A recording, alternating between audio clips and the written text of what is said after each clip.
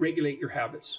Try to get up at approximately the same time each morning. I would recommend that you get up approximately when other people get up. So that would be something in the neighborhood of 7:30 or 8 in the morning, perhaps earlier, perhaps a little bit later, but you want to stabilize that because your circadian rhythms operate more, fluidly, and your mood is likely to be regulated better if there's islands of stability in your daily routines. Human beings like daily routines, just like dogs like daily routines. And so regulate your sleep. I would say when you get up in the morning, eat breakfast. That's a really important thing to do. I can't tell you how many people I've treated in my clinical practice whose proclivity for emotional instability and depression, anxiety, general hopelessness, emotional pain and gloom and doom, as well as capacity to concentrate, were properly regulated or inhibited or reduced by merely ensuring that they ate a protein and fat rich breakfast relatively soon after they wake up. And that's especially true if they're stressed. And as it turns out that if you stress yourself after a fast, which is of course what you've undertaken if you haven't eaten since the night before, that your body produces enough insulin to deplete the sugar in your blood. And then it's very difficult for you to become regulated properly with regards to your metabolism until you sleep again. And so it can be regulating your sleep, and your breakfast eating habits in particular can be a very effective way of regulating your mood and increasing your capacity to concentrate. The other thing I would say is that scheduling your time is also extraordinarily useful. And so I can tell you a little bit about how to use schedules effectively. You should develop a long-term plan. So you have to set up your long-term vision.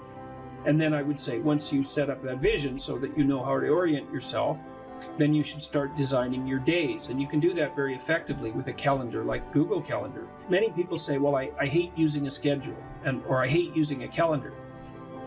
What you're doing is using the calendar as an external tyrant that's telling you what you should do if you were going to be a conventionally good person each day. So you load yourself up with arbitrary responsibilities. But that's not really how you should use a schedule. What you should use a schedule to do is to design the day that you would most like to have. And obviously that's going to include accepting some responsibility and undertaking to make progress on those things that you have to make progress on to keep your life from collapsing into chaos. But it should also mean that you schedule in activities that make you actually want to have that day. And so if you're using a schedule properly, that it can be your friend. And that can also be something that can increase your capacity to concentrate. And then I would say, well, if you're very scattered, then you can start to train yourself. You might say, well, I need to learn to read without distraction. So maybe what you do, you say, okay, well, for the next week, I'm going to read 10 minutes a day, and I'm going to try to limit the distractions. And if you're successful at that, then you could try 12 minutes a day. And if you're successful at that, you could try 15 minutes a day. And the trick is to set a goal for yourself that is slightly beyond your current level of performance, enough to be challenging, enough to be worthwhile if you accomplish, but not so difficult that you're likely to fail. And then practice incrementally, day by day, trying to inculcate the habits that you want to inculcate. And assume that it'll take you a number of months or even a number of years in order to become very fluent at the habit. The important thing is to start improving incrementally, because incremental improvement pays off like compound interest.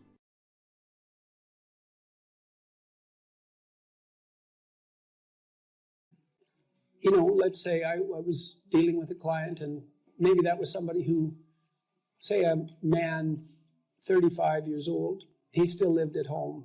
So he was too dependent. His room is a complete bloody catastrophe. And, you know, he's living like a bratty 13-year-old. And that gets pretty ugly by the time you're 35. You know, and he knew it, and I'm sure his mother knew it, although obviously she put up with it, which was probably her mistake, at least in part. But maybe we decide, well, you know, let's start by cleaning your room. And so as a cognitive behavioral psychologist, you engage in a process called collaborative empiricism. And that's partly to solve the problem that you described, is, well, how do we know we set the right goal? Well, we'd say, well, go try it. And just watch yourself like you don't know who you are, and come back next week and we'll see how you did. And maybe, I remember this one client, he came back and he said, you know, I went and got the vacuum cleaner from the closet, which is something I really never done, and I put that vacuum cleaner in the doorway of my bedroom, crossways, so it blocked the doorway, and then I just walked over it for a whole week. And look, he was completely nonplussed at his own intransigence. And look what he did, eh? He was so resentful and so angry that he, instead of vacuuming his damn bedroom like he planned, he just stuck the vacuum in his own way and then martyred himself over it every day for a week. It's like, okay then, we're starting to get somewhere with the whole you living at home thing here. And so, well, that was too high a goal for him. And you say, well, how do you know that? It's like, well, he didn't do it, did he? So then what you do practically is you say, well, how about you bring that vacuum cleaner into your room this week, and that's your whole assignment. And just watch what happens when you bring it in. Watch the fantasies that flicker in the back of your mind as you live out your resentment at your therapist, daring to make you bring that vacuum across the threshold of your bedroom.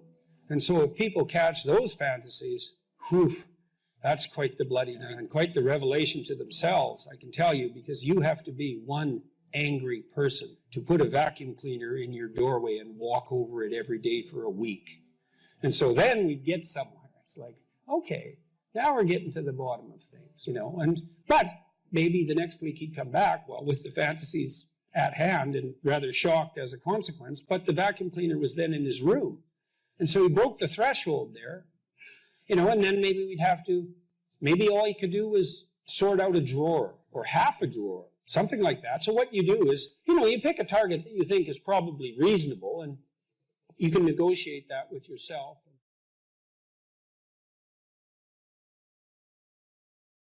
So I was talking to a client the other day.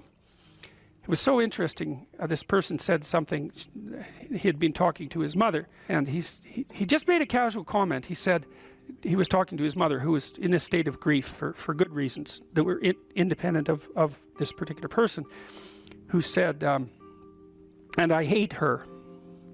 And I thought, oh, that's interesting. Like, where did that come from? And so I made a comment on that. That's a Freudian slip, right? Because there was the conversation was flowing, and then this little emotion-tagged utterance came forward. And whenever an emotion-tagged utterance of that sort comes forward, you know it's associated with a whole rat's nest of underlying pain and anxiety and what would you call it, disappointment and frustration that hasn't been properly rectified. So it's like a marker. And you know this when you're talking to people. They say something and you think, oh, you know, like, wow, too much information. That's one way of thinking about it. It's like, just what are you up to? And then if you have any sense, you just forget that even happened and you continue. But that's like the snout of a dragon peeking out from a cave. And you might say, well, it's just a snout, man. But it's not, because dragon snouts tend to be attached to the whole damn dragon. And so this is also something to know about relationships, because when you're in a relationship with someone, they'll do that now and then. They'll, you know, utter something and you think, haha, it's like there's a bump in the road. Well, we're going to look underneath that at our peril. But if you do go down there and you look at it, then the whole thing comes, you can start to disentangle the web of memories and experiences that are all tangled together as a consequence of their emotional identity. Because I could say, well, everything that makes you anxious or everything that makes you upset is the same as every other thing that's ever made you upset. And then there's an even different subset of that, which is all those things that have made you upset that you've never dealt with. They're all laying down there at the bottom of your nasty little soul, waiting to pop themselves up in some random utterance, right? And so then you go in there at your peril, because if you're the person who pokes around in that, then you're going to get blasted with all of that stuff. It's going to come out like almost uncontrollably. Then you can sort it out. And so what you find is if you ask a person a question like that and then you let them free associate, which is just talk about it, they'll do a wandering around like that maze that I told you about. They'll do a wandering around of that entire territory. And sometimes just having them wander around in it can help them straighten it out. But you might find out that something happened to them 15 years ago that left them with a terrible sense of guilt or dismay or frustration. And then when they interact with their parent in a certain way, the parent knows exactly how to tap that, and then that all comes up, and that's what produces that little utterance. And so that's the material of the world manifesting itself. That's what matters manifesting itself. And it almost always manifests itself as an object, something that objects. We're having a conversation. It's going quite well, no problem. There's a bump in it. There's an emotional disjunct, right? Now we're no longer in the same place at the same time. We're no longer playing the same game. So then I might say, okay, well, let's open that up and see what's behind it. Well, and the question is, what's behind the game you're playing? And the answer to that is all the world that you're ignoring, always. So when imagine that, think about it this way. You're trying to do well in a class and you get a bad grade. Okay, so you're in this little frame, you want to get a good grade, that isn't happening, you got a bad grade. Okay, what is it that's manifesting itself as the bad grade? Well, you could say, well, it's a C- on a piece of paper. It's like, well, that's, really? No. That's the objective manifestation. You got a piece of paper with a C-. The value-free proposition is that you've been delivered a piece of paper with a curve on it and a little, negative sign. Well, you think, well, that's what that is. Well, it's as dopey as thinking, well, here you got your failing grade, you go into the lab and you weigh it on a scale, and then you burn it and see what it was made of. It's like, well, why did I get so upset about that? It's just paper. It's like, no, that's not just paper. It's an entity that exists in a web of connections. The fact that it's signified by paper is almost completely irrelevant. What is it? The answer is, you don't know. And that's why when you pick it up, you get this paralyzed sinking feeling, because your limbic system is a lot smarter than your perceptual systems. And your perceptual systems say, well, that's a piece of paper, and your limbic system says, nah, for sure, dragon. Right. And so then you're sweating, and then maybe you put it away and you go play video games because, better the hypothetical dragon than the real dragon. And so instead you pull out the piece of paper maybe and you think, okay, why did I get this C-? Well, that's a hell of a question, isn't it? It's like, maybe you're stupid. Well, that could be, or at least stupid compared to who you think you are. Like that's the real horror that's lurking there, right? It's like, oh, I thought I was kind of smart. That's a proposition of the highest order. I thought I was kind of smart. It's like, yeah, well, what about this C-? It's like, well, that goddamn professor, right? That's the first thing. I've been attacked by a predator. That's the first response, right? So it's a nonsensical message. It's just delivered by someone evil and predatory. Well, that's, possible, but I wouldn't go there. I wouldn't go there first necessarily. So, but then, well, then say you don't go there. Okay, well, so what is this exactly? Do you not know what you thought you knew? Are you not who you think you are? Do you not work hard enough? Are your values not organized properly? Do you misuse your time? Are you in the wrong field? Is the way you're construing your life completely inappropriate? Are you acting out what your parents wanted you to do and you're pissed off about it, so you're only running at 40% to spite them, despite the fact that they're paying $25,000 a year for your education? Because that's a fun game. Yeah, I'll go do what you want me to do, but I'll fail. But not completely, because then that wouldn't cost you very much. I'll just fail a little bit so that you have to spend all that money forcing me to do what I don't want to do, but you'll never get to escape from it. And then every time we interact, I'll stab you in various ways that you don't quite understand, just to show you how irritated I am that I happen to be acting out the destiny that you've put forward for me. So maybe that's part of the dragon, right? And then that pulls in the whole parent thing.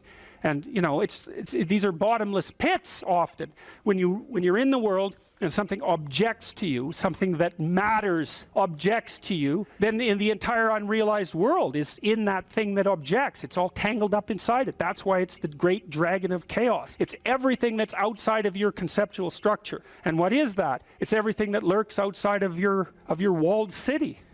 And it's manifested itself like the snake in the garden. And the easiest thing to do is say, I'm not having anything to do with that. But the problem with that is, well, you get your C- and you don't do anything about it. Maybe you're a little bitter and more resentful and your study habits get a little worse. So the next time you get like a D+, and then you collect a bunch of Fs, and then you stop going to school, and then you stop showering, right? Then you end up jumping off the bridge. And so that's how the dragon eats you when you don't pay attention to it. And so it's no bloody wonder that people avoid, you know. It's really no wonder that they avoid, because error messages contain within them the implicit world.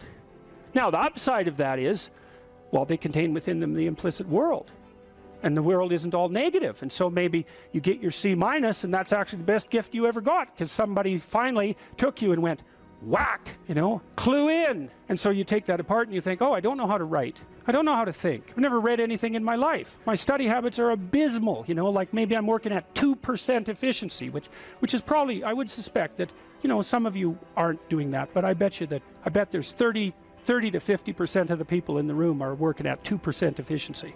It's like, you gotta, that's so, to find that out is so optimistic. I mean, if you're barely hanging in there, but you're only working at 2%, you might imagine what you could have as a life if you're working at like 50%.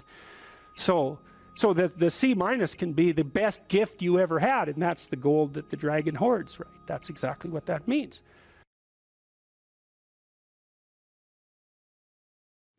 And why beholdest thou the mote that is in thy brother's eye, but considerest not the beam that is in thine own eye? Or how will you say to thy brother, let me pull out the mote out of thine eye, and behold, a beam is in thine own eye? Well, you might be wondering what a beam is, and a mote is a dust speck, and a beam is a very large piece of lumber. And so the issue is not so much the blindness of others, even though there's as much blindness among others as there is for you. But the issue here, the advice here, the description here is, you should be concerned about what's interfering with your own vision first. And you should leave other people the hell alone in relationship to that. And so if your mode of being in the world is, if you would just act better, things would improve for me, or if you identify the evil and the catastrophe as something that's outside, that someone else needs to fix, or that someone else is responsible for, then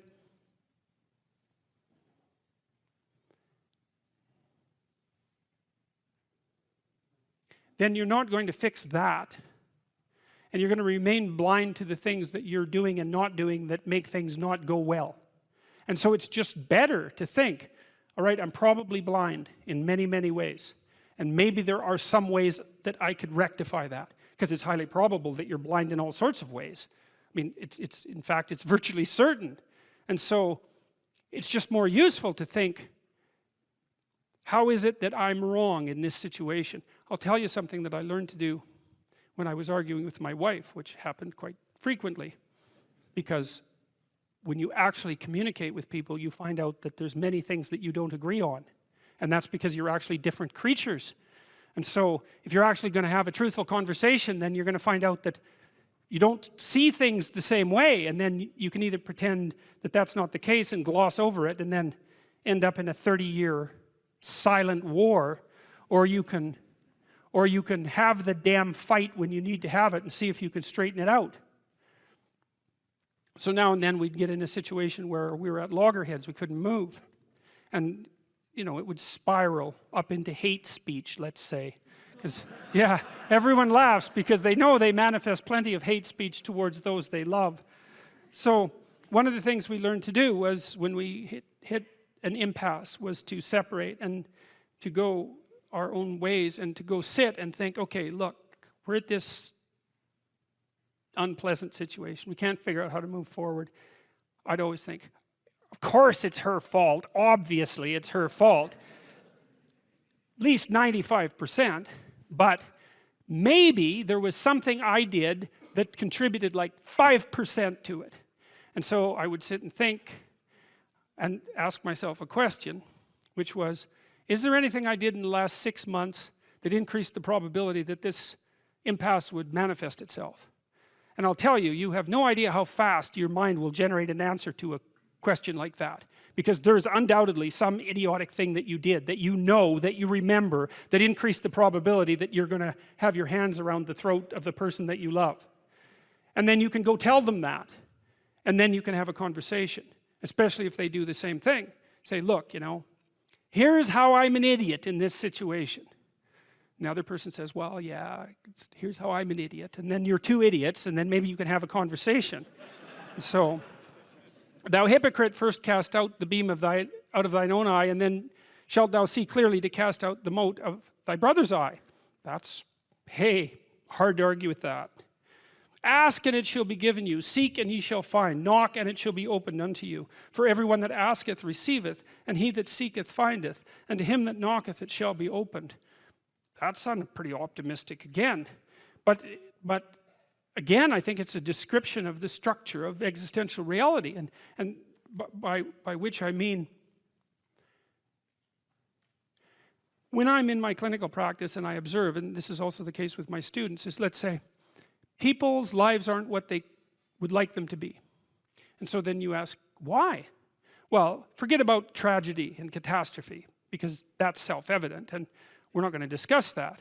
Although the degree to which you bring about your own tragedy is always indeterminate. But I would never say that every terrible thing that is visited on a person is something they deserved. I think that that's a very dangerous presupposition, especially because everyone gets sick and everyone dies.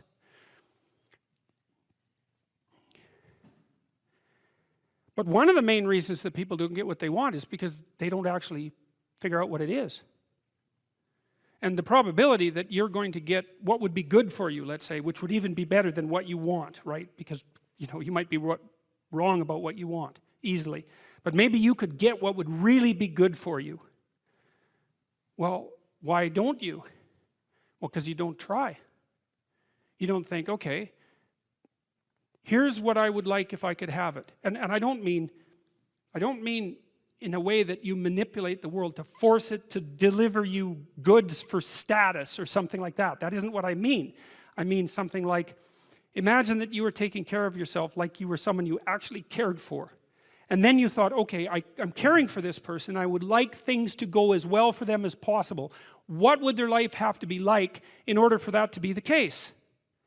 Well, people don't do that. They don't sit down and think, all right, let's figure it out. You've got a life. It's hard, obviously. It's like 3 years from now, you can have what you need.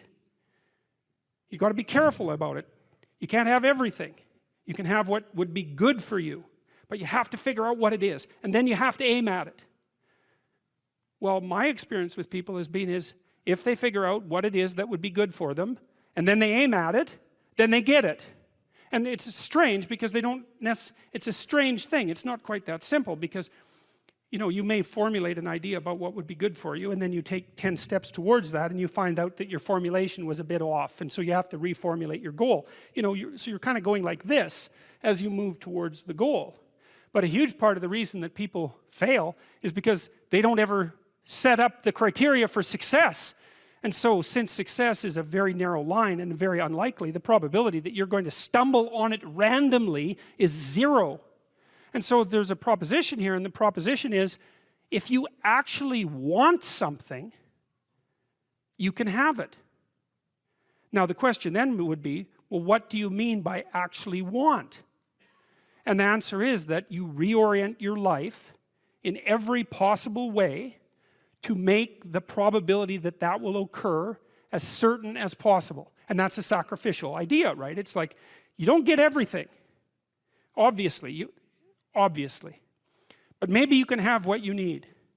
And maybe all you have to do to get it is ask. But the asking isn't a whim or today's wish. It's like, you have to be deadly serious about it. You have to think, okay, like I'm taking stock of myself. And if I was going to live properly in the world and I was going to set myself up such that being would justify itself in my estimation, and I don't mean as a harsh judge, exactly what is it that I would aim at? Well, one of the things I've found is that in test of this theory, let's say, you could try this. This is a form of prayer, knocking. Sit on your bed one day and ask yourself, what remarkably stupid things am I doing on a regular basis to absolutely screw up my life? And if you actually ask that question, but you have to want to know the answer, right? Because that's actually what asking the question means. It doesn't mean just mouthing the words. It means you have to decide that you want to know. You'll figure that's out so fast it'll make your hair curl. It's as if Jung thought about this. He thought that people had two poles of consciousness, and one was the individual consciousness that we each identify with, and the other was something he called the self, and the self is you might think about it as the divine within. That's a close enough approximation. It's the universal part of your consciousness. It's your conscience. That's another way of thinking about it, whatever your conscience is. But it's something that you can consult. It's like the Socratic daemon. Socrates said that the thing that made him different than everyone else in Greece was that he consulted his daemon, his genius. He asked himself how it was that he should conduct himself in the world, and then he did that, whatever it was. He didn't try to force a solution, he didn't try to force a solution selfishly. He asked, I'm going to manifest myself in the best possible manner in the world. I would like to do that. What would that be? Well, you're perfectly capable of thinking. God only knows how. You're perfectly capable of immense feats of imagination and dream and fantasy. God only knows how you do all of that. What would happen if you consulted yourself about the best possible outcome for you? You might get an answer. Well, that's what this proposition is.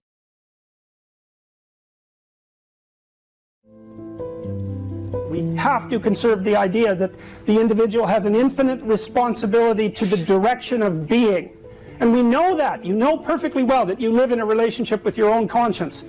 And when you violate the moral order that's part and parcel of your soul, you're ashamed and hide and bitter.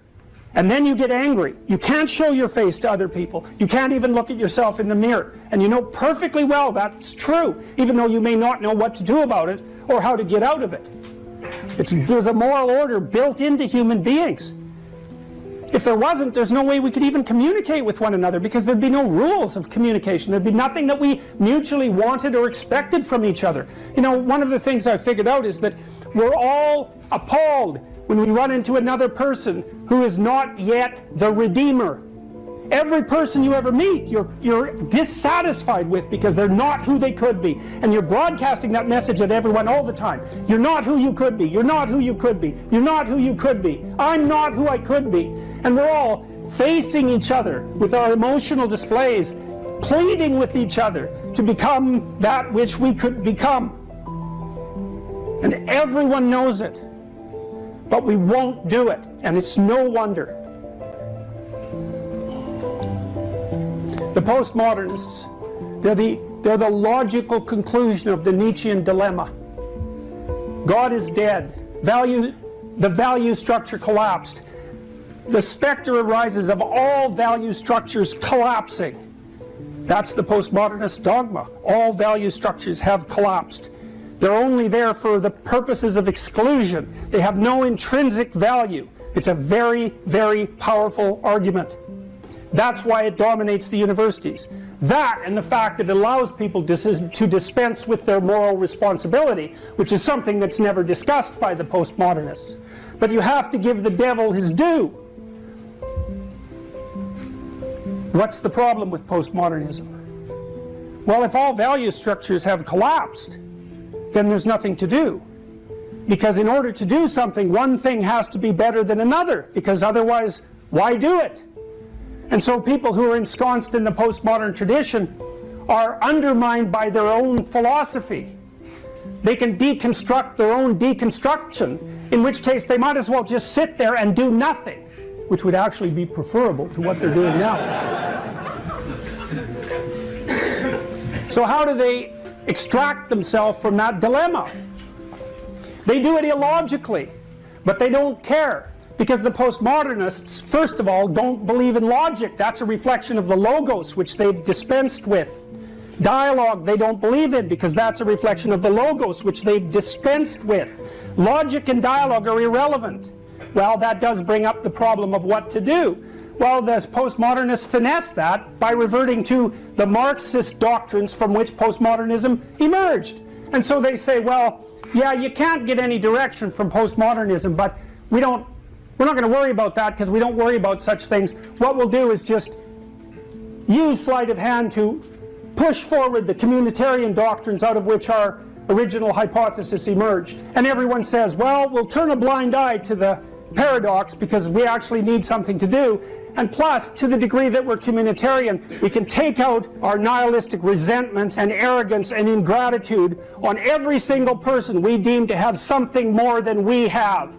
And so if you're wondering why certain values can exist in the absence of any value, you have to look no farther than to understand that people who are desperate and chaotic will still be angry and destructive. And they can manifest that perfectly with the moral mask that says, well, I'm not really after what you have because you have a little more than me. I'm speaking on behalf of these people who have even less. It's like, it's absolute nonsense. It's so funny watching Yale students complain about the privileged. They're in the top 1/10 of 100th of a percent of people who've lived in the entire history of the planet, much less just the people that are on the planet now. They're dominating patriarchs in training, right? They're baby representatives of the patriarchy. And all they do is complain about that tiny, tiny, infinitesimal fraction of people who have slightly more than they have now. It's appalling. And their idiot professors pat them on the back and send them out the world to do that instead of teaching them how to live. Well, as far as I can tell, the alternative is a proper return to the past, and that is precisely to journey into the chaos, to look at the worst possible thing, and to pull the dead father up from the chaotic depths. That's how you stop being a puppet. Someone whose strings are being pulled by forces they do not understand behind the scenes. You find out what's great about your culture, this thing that's provided us with everything that we see in this room, this amazing warmth that we're experiencing when it's 30 bloody below outside, the fact that the electricity is on and that computational resources are working and that we can all sit here peacefully and that no one is hungry. In fact, we're too fat. That's our big problem. Oh no, we have so much stuff we're getting fat. Yeah, well, that's a good problem to have. We should have some gratitude for what's been produced that's brought us to this point, and we need to wake up and understand what we're doing. That's what the psychoanalysts were trying to do in the 20th century. That's what all the great clinicians were trying to do, and I would say, above all else, that was what Carl Jung was trying to do. He believed firmly that the idea of the divine spark within the individual was a metaphysical reality, by which he meant a reality that actually transcended and existed superordinate to the physical reality, a more real reality. That's whatever consciousness is, something we understand from a scientific perspective not at all. That's been represented in our mythologies as far back as we can push them as an independent agent in the world, giving rise to form. That's how we treat each other. That's how we recognize ourselves. That's how we judge each other. You make your bed, and then you lie in it. And everyone knows it. And that's not to say that you're not subject to random and chaotic circumstances and the tragedy of life. Just because you can do some things doesn't mean you can do everything. But you can do some things, and if you don't do them, then things fall apart.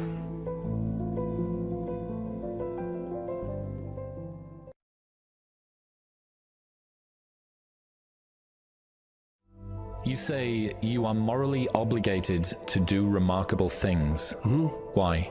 Well, I think partly because life is so difficult and challenging that unless you give it everything you have, the chances are very high that it will embitter you, and then you'll be a force for darkness and not good. And so, you know, the fact that life is short and can be brutal can terrify you into hiding and avoiding. You can flip that on its head and understand that since you're all in anyways, you might as well take the risks that are adventurous. There isn't anything more adventurous than the truth. So why is that a moral obligation? Well, if you hide and you don't let what's inside of you out, and you don't bring into the world what you could bring, and you become cynical and bitter, you will start doing very dark things. Not only will you not add to the world what you could add, but you'll start being jealous of people who are competent and doing well and work to destroy them. So that's the pathway to hell, really. We need to separate out the distinction between fantasy and delusion. You do have a fantasy about the future. So you have to provisionally map the future. That's what a plan is. That doesn't make it a delusion. Like, it becomes a delusion when the map bears no relationship to the underlying territory. So if you have a strategy for the future, maybe let's say that your strategy for the future is that you have 5 million YouTube subscribers in 3 years. Well, you have no evidence of the strict sort that that's how it's going to be, because anything could happen between now and 3 years from now, let's say. But there's no reason to call that a delusion. It's one hypothetically possible path of potential, and then you can make the sacrifices necessary to bring that about. So even though it's a fantasy because it maps something that isn't there, it's not a delusion. It's a delusion when you're ignoring elements of your own experience that would inform your fantasy more effectively. You're ignoring them so that you can live in a positive representation of the future without having to pay the appropriate price for it. The ultimate ideal is also the ultimate judge, because the ultimate ideal is something against which you fall far short. And that might be so painful that you can barely stand it. But then what you do is two things, I suppose, is you lower the ideal and you raise your estimation of your potential. And what do I mean by lower the ideal? Well, if you're comparing yourself to someone or even to a future self, and the gap is so painful that it paralyzes you, then you've created a dragon that you don't have the tools to master. And so what you have to do is you have to scale the dragon down to size. And you want to scale the dragon down to size until it's a size that you are willing to move toward, however small that is. Now, if you're here and your ideal is here and that gap is unbearable, then you reduce the gap and you reduce the gap. And you're going to have to do that anyways, because you're not going to move from where you are to perfect in one fell swoop, right? There's going to be incremental steps. So you have to fill in that hierarchy of progression with a high enough resolution representation so that you can start to move forward. There's another gospel comment that's very interesting. It's called the Matthew principle. And the Matthew principle is, to those who have everything, more will be given, and from those who have nothing, everything will be taken. Now, it's brutal because it implies that reality works like this. When you're moving up, you go like this, right? And that's pretty nice. That's a lot better than this. But when you're going down, you go like that, right? It's like downhill, cliff. Okay, so you want to avoid the downhill path. Well, if the uphill path is like this, which is like exponential, let's say, or geometric, then what that means is that it doesn't matter how big the first steps you take uphill are, even if they're trivial, even if they're shameful in their size, because you're so useless. If you're disciplined in that, you'll speed up extraordinarily rapidly. And so that's the good news, you might say, is that you can take very small steps, even ones that might be shameful in their size, and you have to admit that to yourself. But once you get the ball rolling, it doesn't roll in a linear fashion, it rolls in a geometric fashion. And this is a really good thing to know, because it can take the sting out of the realization of your own stupidity. It's like, everybody has their weak sides, let's say, things they're embarrassed about. When I first started going to the gym, I was like 23, and I think I weighed 135 pounds, and I was 6'1", very, very thin, 27-inch waist, something like that. And I smoked like mad, and I drank too much. Like, I wasn't in good shape. The first attempts forward I took in the gym, I went to this swimsuit class.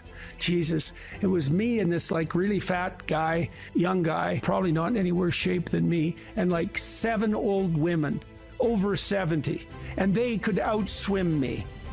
Like, it was pretty damn humiliating. And so I did a semester of that and got myself in somewhat better shape. And then I started to go to the gym to work out, to lift weights. And that was also rough because, I'd be underneath the bloody bench press trying to lift 75 pounds off the rests. And, some muscle-headed bastard would come over and tell me how to do it. And it's like, yeah, thank you. But it's embarrassing, and lots of times people won't do things like go to the gym because they're so embarrassed about how they look or what sort of shape they're in. And it's a pain to start at the bottom, but you start at the bottom where you're weak.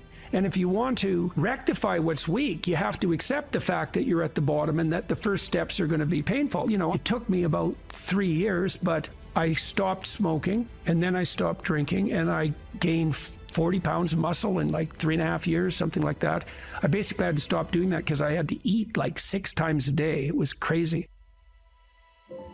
but I got a lot more physically confident and a lot more coordinated. But the point of all this is, if you're going to rectify your weaknesses, you have to admit your insufficiency to your own shame. Now, if the gap between you and your ideal is so great that it paralyzes you, you shrink that. Things will beckon to you and call to you, and you'll have intuitions about which pathway to take. And you will, in all likelihood, follow those, because what else do you have? You have these orienting instincts. This is another reason why you don't lie. Because if you lie and you practice lying, you pathologize your instincts. And then your intuitions lead you wrong. You don't want to lie because you program yourself falsely, and then you automatically see what isn't there. And then, of course, the world will slap you in the face continually, and you'll think, oh my God, the world's such a pathological place. When the truth of the matter is that, no, you just keep running into things that you refuse to see. And then you think, well, the world's made of nothing but obstacles. It's like, well, you put the obstacles in your own path, and you did that by developing these complex, self-serving delusions, a story that you tell other people about who you are that isn't true. You're trying to lay out a map that bears no relationship to reality, and you keep wondering why you wander off the path and into a pit. It's like, well, how could it be otherwise? People have commented to me many times about my bravery, and I don't like that. It's not right. I'm afraid of different things than the typical person. Maybe that's a good way of thinking about it. I'm way more afraid of the consequences of saying something that's false or wandering off the appropriate path than I am of whatever consequences might come for saying what I believe and doing what I believe to be the case. I'm way more afraid of that. You know, I've been reading the Gospel of St. Matthew. I'm writing a book at the moment called We Who Wrestle with God, and one of the things Christ says to people continually is to not damage their vision, is to not put, that's the best way of putting it, don't occlude your eye. You can see what's in front of you if you're willing to see it. And if you're willing to see it, many of the terrible obstacles in life you can just walk around. But if you blind yourself purposefully to follow your own narrow, self-serving delusion, you're going to run into terrible things and terrible people and the terrible part of your own soul all the time. That's what you should be afraid of. You can't be isolated, alone, without responsibility, and pursuing your hedonistic nonsense and not be insane and miserable. Those are all the same thing, right? And so, you know, it's got to the point, I've said things that have made me somewhat unpopular, like it's very difficult for people to mature until they have a child. You find a huge part of what you are in that relationship. It makes you responsible, makes you grow up. It gives you the opportunity to mentor someone. You have someone around who's more important than you. Well, that's part of being mentally healthy. It's a huge part of it. This enterprise that I've helped put together, Alliance for Responsible Citizenship, we're trying to put forward a model of governance. It's called a subsidiary model, and the idea is that people have multiple social roles that scale. No, there's you. You should take care of yourself, integrate yourself, which means you can conduct yourself properly across the medium to long run. You're self-sustaining. Then you can maybe extend that to your partner, and then to your family, and then to your local community, and then to broader communities as you become more and more competent and able to take on that responsibility. That's the alternative to isolated hedonic slavery. You're slave to your own whims, and it's the alternative to tyranny, because if you take on all that responsibility, you don't have any need for someone to govern you. It's truly the case that your sanity is the concordance between you as an individual and the world. That's the sanity. You're distributed out into the world, and you should be, and that's, you want to be. That's where the adventure is. You want to be solipsistic? The solipsistic porn masturbator. Jesus, it's no wonder you be aimless and miserable. Well, God, it's so pathetic. Why am I so unhappy? It's because you think about yourself. Oh, no, you think about the lowest impulses in yourself all the time. That's why you're miserable. People exist in a sacrificial relationship to the world. What does that mean? It seems to mean something like Human beings are aware of their extended self. You know you're going to be around tomorrow and next week and next month and next year and 5 years from now and 10 years from now. Now it's less certain as you go out, but you do have the sense of yourself as something that stretches across the decades. Okay, and so what that means is that you have to conduct yourself in a manner that isn't merely immediate. You have to conduct yourself in a manner that will work across time. Now, how do people do that? They work. Work is a sacrificial gesture. So you work, by definition, virtually. Work is the sacrifice of the present for the future. I mean, maybe someone can come up with a better definition of work than that, but I don't think so. It's like you put in time and effort right now, even if it's something not what you'd like to be doing at the moment. You put in time and effort because you believe. What the hell does that mean? You believe it'll pay off. Well, is that a contract with the future? Is it a covenant? Because the relationship that the biblical corpus characterizes human striving is covenantal. It's a bargain. The bargain is you make the right sacrifices and they pay off. That's the bargain. Now, you might say, well, that's just part of the social contract, but the biblical corpus insists that it's deeper than that. It's built into the structure of reality itself. And that if you got the sacrifices right, the future would be paradisal. That's a kind of sacrifice right there, is that you're willing to sacrifice your short-term physiological and psychological comfort for a medium to long-term benefit. It's the essence of sacrifice. This is something the atheists don't understand about the biblical narrative, is that the narrative insists that we live in a sacrificial relationship. It's the essence of humanity to live in a sacrificial relationship. It's like, well, is that true or not? Well, as you mature, your relationships are more sacrificial. It's less about what you, in your narrow sense, want right now, and it's more about what's good over the medium to long run, including other people.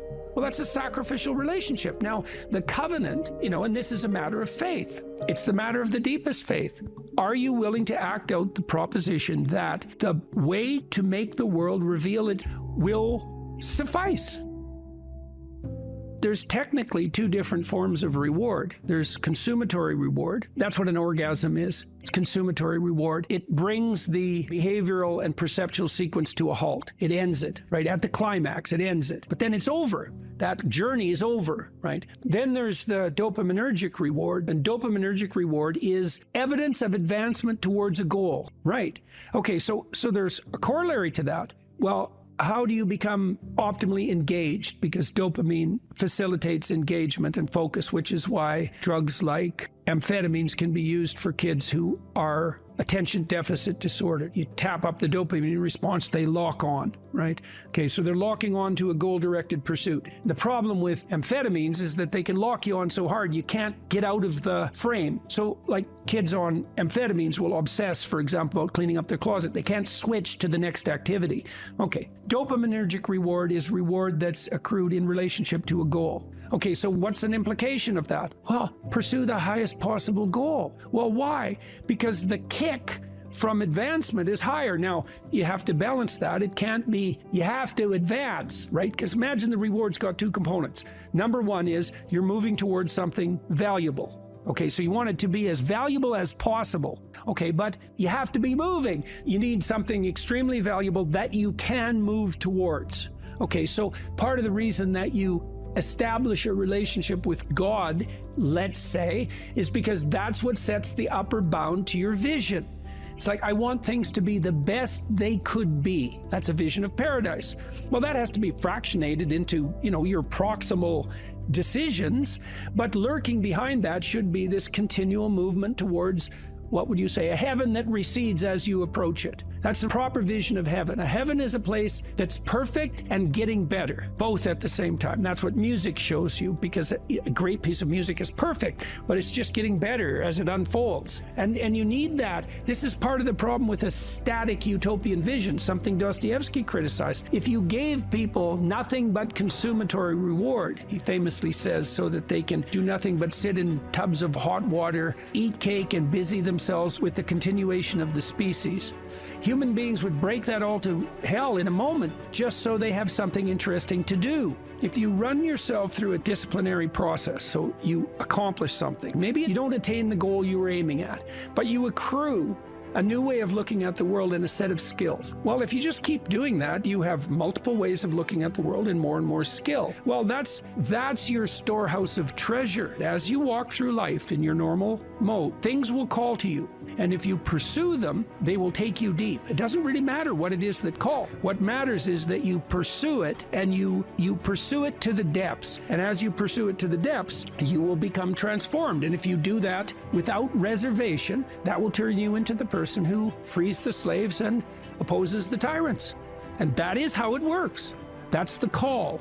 And that can happen in any direction, virtually any direction. You just have to pursue it with sufficient faith.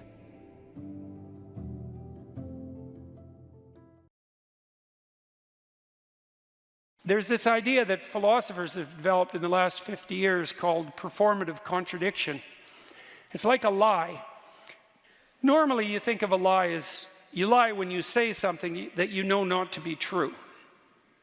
And there's different forms of lies. There's sins of commission, lies of commission, where you literally say something and you know it not to be true.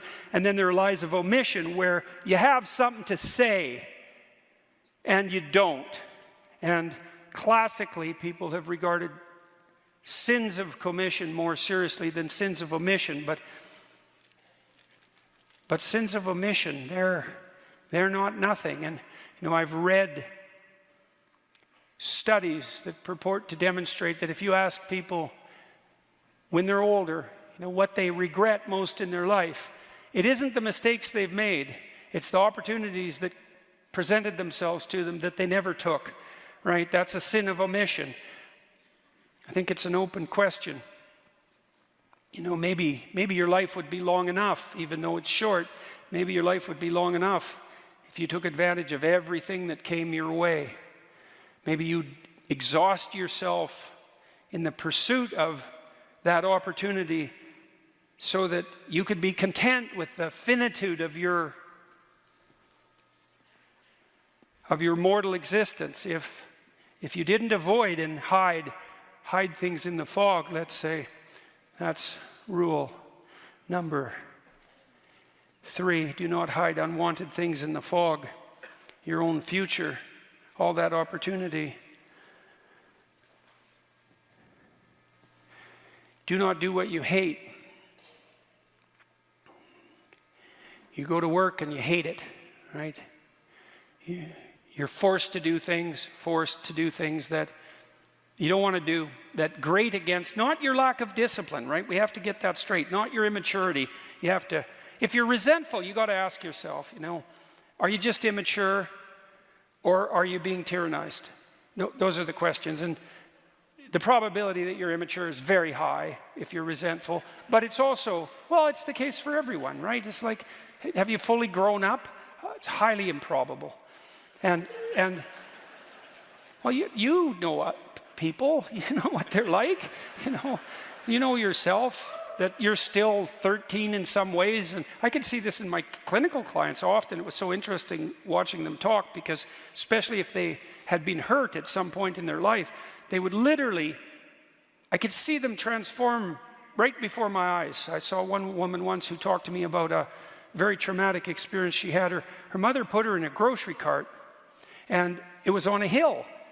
And she rolled down the hill in the bloody grocery cart, and it spilled her out. And she ended up in a hospital and under the care of a pretty damn psychopathic nurse. And it really tilted her towards paranoia for the rest of her life, right? She was so shocked, first of all, that she got hurt, and second of all, that when she went for help, she encountered someone malevolent who actually, what would you say, fed on her pain. She never recovered from that. And then when she was telling me the story, she was like a 55-year-old woman. She was 5. Like everything about her just shifted, like her tone of voice, the set of her face, the voice she used. You could just see that part of her had come to one crash and halt in the out-of-control shopping cart that hit the pavement hard when she was 5 years old. And this hate.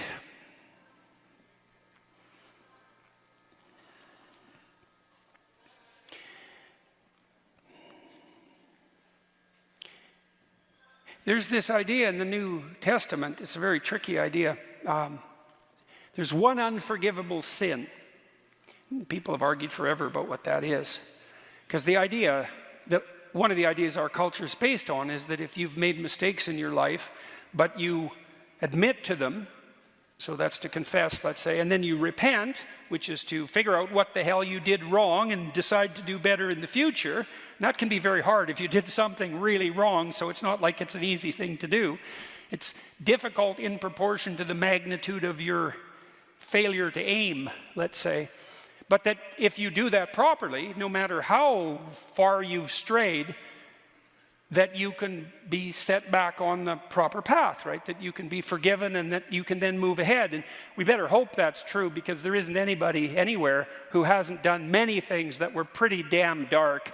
And if it was all only the case that we were done when we made a mistake, then, you know, the jig's up for the rest, for everyone. And so you need justice, because you can't get away with everything or even anything perhaps, but you need mercy too. And mercy is, well, the same. You apply that to your children as well. You know, they make a mistake or multiple mistakes, and perhaps even more so when they're teenagers. And the basic rule is still, you know, try to do better and you're still welcome, fundamentally. And that's a good rule. That's a really good rule. What would interfere with that process of redemption, let's say, and maybe that's your decision not to abide by the dictates of your own conscience. So you tell yourself, I shouldn't be doing this, whatever it happens to be. Maybe you don't find your job meaningful, and not that that's a simple problem. Or maybe you're really called upon to do things at work or in your family life, or just to save your good name, that really do disturb you, and yet you do them anyway. And then you practice doing that. You make that into a habit, and everything you practice, that becomes you. This is true neurologically. If you repeat something over and over, if you practice it, you build the biological structures that make you an expert at that. And so if you're practicing violating your own conscience with a performative contradiction, this other form of lie, this willingness to act out things that run contrary to your own sense of morality, right? So you act out a lie. Well, then you become the embodiment of a lie. And, well, there's endless metaphorical speculation about the spirit of the lie, right? I mean, that's one of the characterizations of the great adversary of mankind, you know, it's the prince of lies. And you allow that to take up its residence within you because you're rationalizing doing what you hate, then you do that at your own peril. And if you get really good at that, maybe there's no way back. The danger of being an actor, you know, is that you become the actor and then you lose you, obviously. You replace you with that falsehood, and that will make you bitter, to lose you in the service of a falsehood. And then, you know, once you're bitter, then you're vengeful, and once you're vengeful, then you're, what's next? Fratricidal. That's Cain, by the way. And once you're fratricidal, the next step is homicidal, and the step past that is genocidal. And, you know, you can walk down all those steps, and people have lots of times. And every one of us has something in us of all of that. That's for sure. And you don't want to practice that.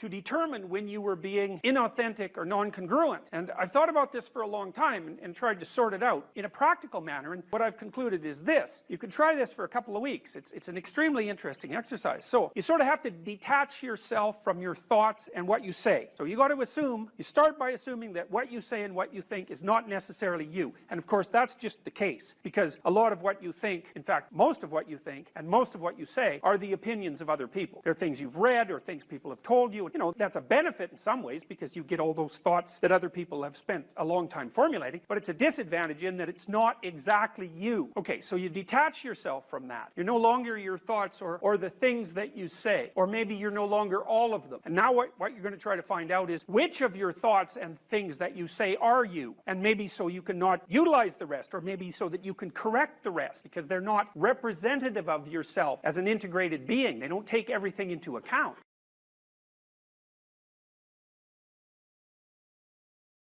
I've dealt with lots of people who have anxiety disorders, you know, and one thing about people who have anxiety disorders is they are not mysterious to me. It's no problem for me to understand why people have anxiety disorders, or why they're depressed, or why they have substance use problems. The mystery to me is always why people don't have all of those things at once, because everybody has a reason to be anxious. In fact, we have the ultimate reason to be anxious because we know that we're vulnerable and we know that we're going to die. And how you can not be anxious under those circumstances is a great mystery. It's a massive mystery. And the same thing applies with regards to depression. And then the same thing applies to some degree with regards to drug and alcohol abuse. As I said last week, there's plenty of reasons to drown your consciousness in alcohol, that's for sure. We could refer to the aforementioned anxiety and depression, not least. And the sorts of drugs that people are prone to take are chemicals that take the affective edge off the tragedy of life. So back to the issue of fear. Abraham is self-conscious, that's what this commentary says, but the thing is he moves forward despite that. He's self-conscious and he knows the danger, but he moves forward despite that. And that's actually the appropriate response in the face of actual non-naive understanding of what constitutes life. Like if you're naive and you move forward, it's like, well, what the hell do you know?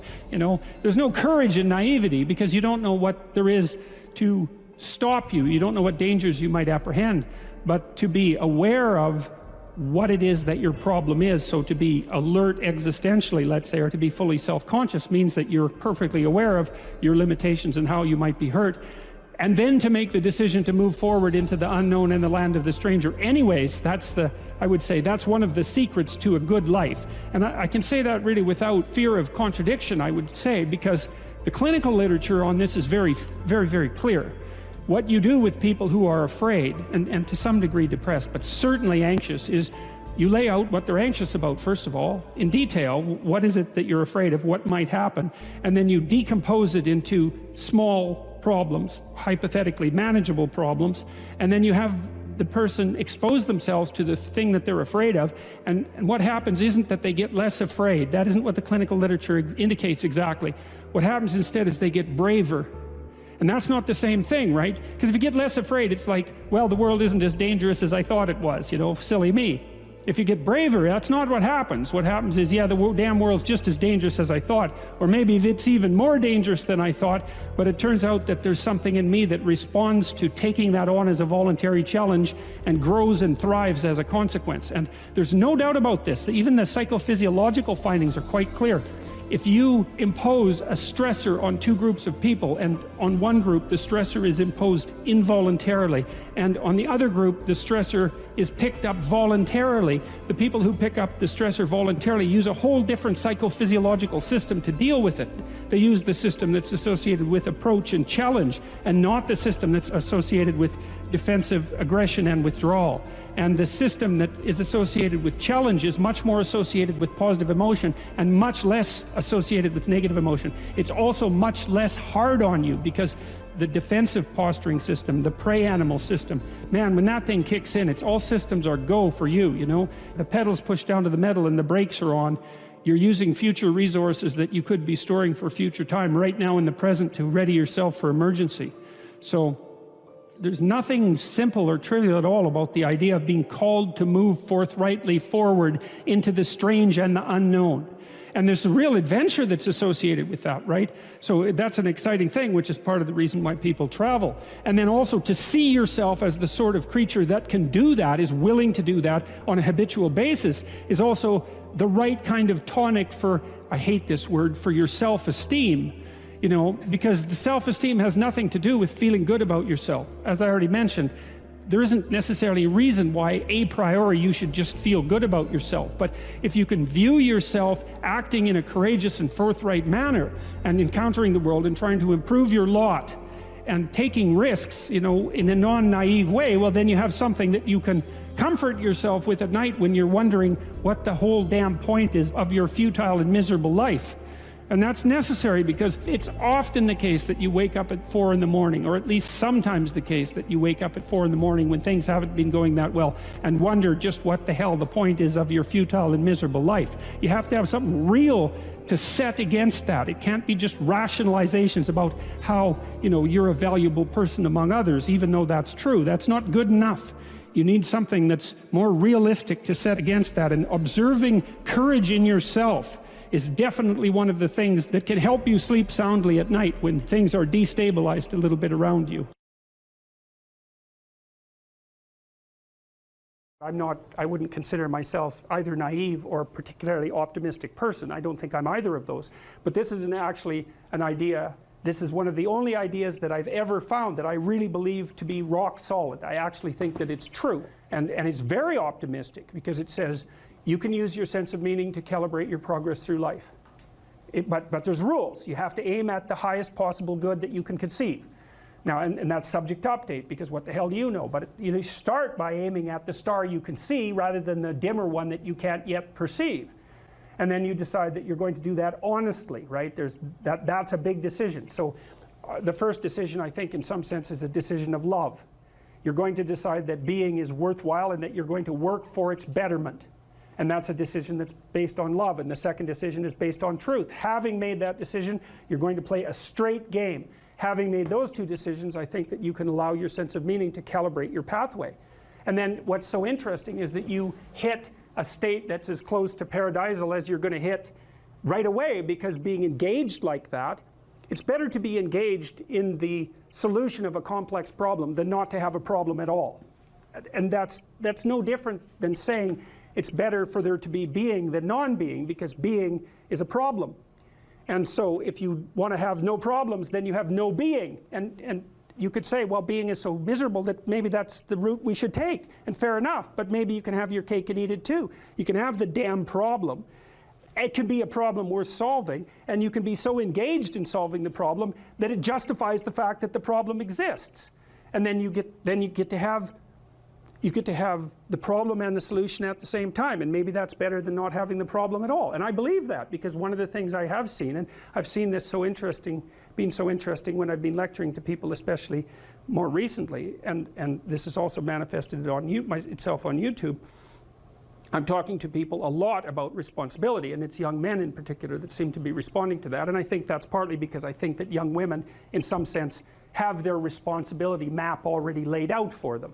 It's also less voluntary in some sense for women, because they have more complicated problems to solve in the first part of their life, right? Because they have to get the family problem solved. But whatever. I've been talking in a very delineated manner about responsibility, which is a strange thing to sell to people, but responsibility is what gives your life meaning. And so then you might say, well, then take on ultimate responsibility. And what happens? You have an ultimately meaningful life. And then you might say, well, if your life is ultimately meaningful, doesn't matter if it's punctuated by tragedy or even predicated on tragedy. It's worth it. And I think that's true. And everything I've seen indicates to me that's true. Every time I get my clients to take on more responsibility, you know, and it isn't an injunction. You're a bad person, you should take on responsibility. It has nothing to do with that. You can define the damn responsibility. It isn't something that someone else should impose on you. It's not a matter of doing what you should do in some abstract manner. It's not that. It's the choice of what game you're going to play. And you know, you can play the game of the seeker, I would say, and if you play that game, then everyone wins. And it's the best game you can play. And so the answer, in some sense, to the tragedy of life, to the catastrophe of life, to the fall, is to adopt the responsibility of mortality that goes along with that, and to play that game maximally. And paradoxically, it's in the willingness to do that that the solution emerges. And I have done my best with every single thing I've talked to you guys about. I have done my best to do what Dostoevsky does in his novels, which is I make a proposition and then I spend months or years trying to figure out if I can take the bloody thing apart, if there's something wrong with it, because I want to find out. I want to hit it with a hammer and see if it breaks. And what I've been trying to do is to tell you all the things that I've gathered, let's say, or laid out or articulated or discovered over the last 30 years that I have not been able to break with the biggest hammer that I could take to them. And I guess that's the fundamental one, is that I believe that the idea that lurks in these images, derived from very different cultures, it's the same idea. Life is suffering. Right. Indisputable. What do you do about that? You voluntarily accept it and then strive to overcome the suffering that's a consequence of that. And you do that for you, and you do that in a way that makes it better for other people. And then that works. And one question might be, well, how well does it work? And the answer is, the only way that you can find out is by trying it. That's it. That's the existential element of it. The proof is to be derived by the incarnation of the attitude in your own life. No one can tell you how it will work for you. It's the thing that your destiny is to discover that.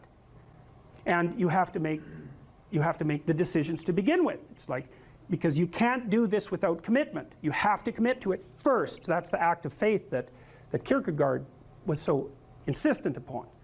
You have to say, I'm going to act as if being is good. I'm going to act as if truth is the pathway to enlightenment. I'm going to act as if I should pursue the deepest meaning possible in my life. And there's reasons to do none of those. They're real reasons. So it's really a decision. But you can't find out what the consequence of the decision is unless you make the decision. I think the same thing happens when you get married, by the way. So if you think you might leave, you're not married. And then you think, well, the marriage didn't succeed. It's like, well, maybe you were never married. Because the rule is, you don't get to leave. And there's a reason for that rule. Now, I'm not saying that there aren't situations where there should be exceptions made for that. That's not the point. The point is that there's some games you don't get to play unless you're all in. And the other thing that's so interesting about being alive is that you're all in. No matter what you do, you're all in. This is going to kill you. So I think you might as well play the most magnificent game you can while you're waiting. Because do you have anything better to do? Really? Why not pick the best thing possible that you could do? Why not do that? Maybe you could justify your wretched existence to yourself that way. I think you could. That's what it looks like. You know, people find such meaning in the responsibilities they adopt, it stops making them ask questions about what life is for. If you have a newborn child, for example, like, unless you're really in a bad way, psychotically depressed, or maybe your personality really needs some retooling, you stop thinking about anything but ensuring that that baby is doing well.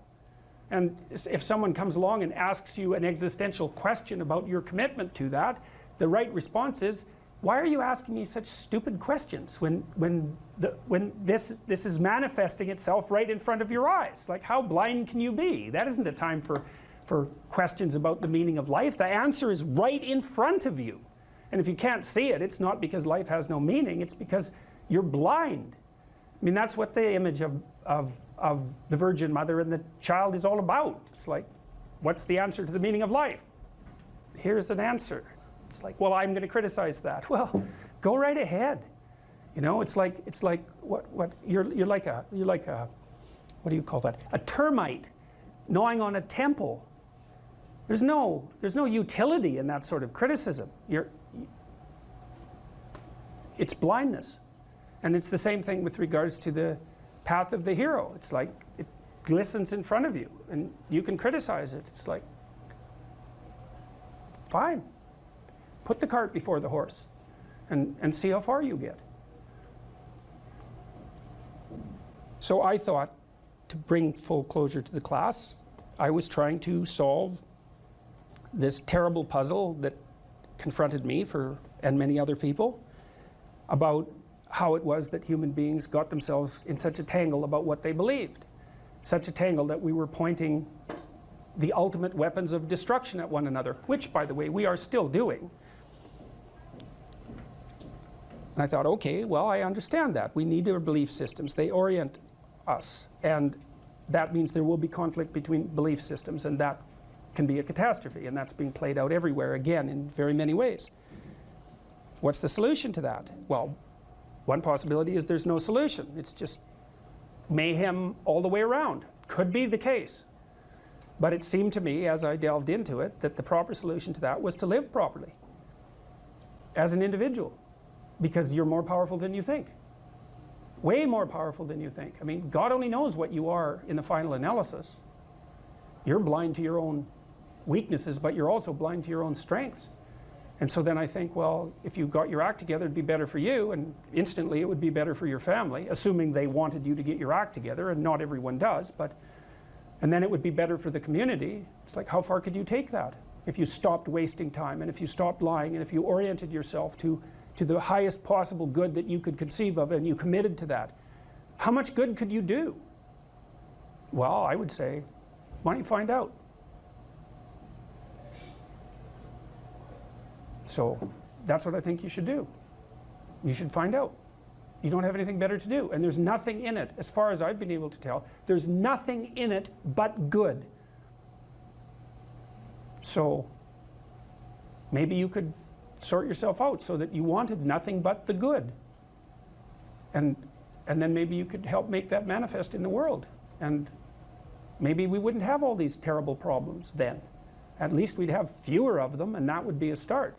So it's the answer to the problem of humanity is the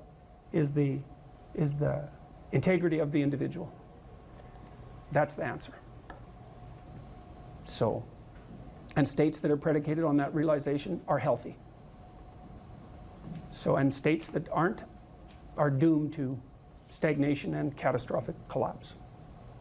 And personalities that are predicated on self-tyranny and the tyranny of others are doomed to collapse. So, and then you think, well, what's the barrier? And the barrier is, are you willing to accept the responsibility? And part of the answer to that is, reduce the damn responsibility until it's tolerable. You don't have to fix everything at once. You could just start by fixing the things that you could fix. Or you could even do it more. You could do it with even less self-sacrifice. You could start by fixing only the things that you want to fix. God, you can get a massive way that way. So do it. See what happens. That's what you should have been taught in university right from the beginning. It's like, aim at the highest good. Tool yourself into something that can attain it. And go out there and manifest it in the world. And everything that comes your way will be a blessing. And so all you have to do is give up your resentment and your hatred. I know that's a hard thing to give up because you have plenty of reason for it. That's probably a good place to stop. So it was a pleasure.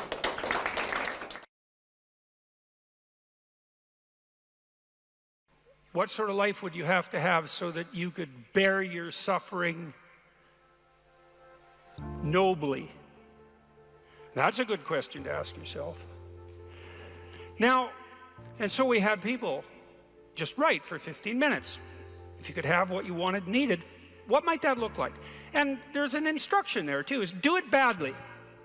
Because what the hell do you know? And besides, your vision's going to change as you progress through your life.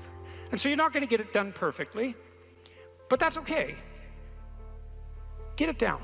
Get a rough first draft down, right? A rough approximation of who you could be if you got your act together.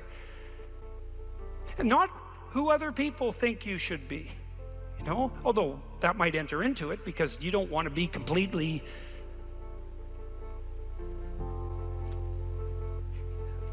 You can't be who you are properly and ignore the fact that you're embedded in a social context. And so you have to take the fact that there are other people into account. And it doesn't mean be who your parents think you should be either, even though that's another source of information that you might want to consider. It's a deeper question. It's like, what would actually motivate you? And you might think, well, I could never have that. It's like, that's not the question that's being addressed here. Although I would say,